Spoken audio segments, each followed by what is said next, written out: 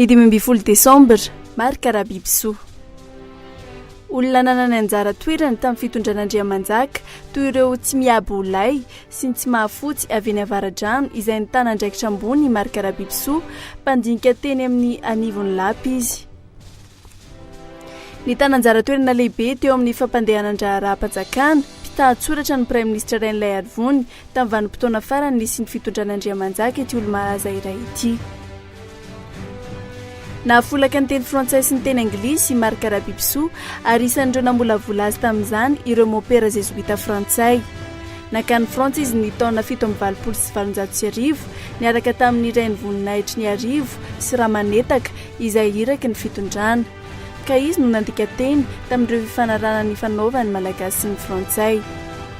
I marika rahabibisoa ihany koa no nandika teny tamin'ny fihaonan'ny praiminisitra Rainilay Arvony sy ny solotenan'ny frantsay La Roche ny taona 470 Talohan'izany anefa ny taona 570 dia isan'ireo nanatrika ny fifanarana fampitsaharana ny ady teo amin'ny frantsay sy ny ova ihany koa ity olo-mpanjakana iray ity.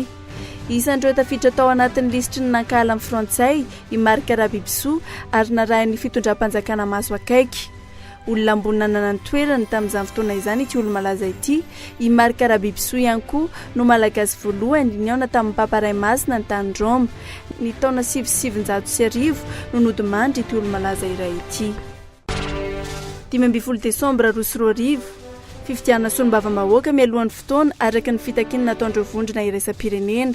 Ireo antokona nohana ny filoham-pirenena marika Ravalomanana no nahazo ny toerana be indrindra.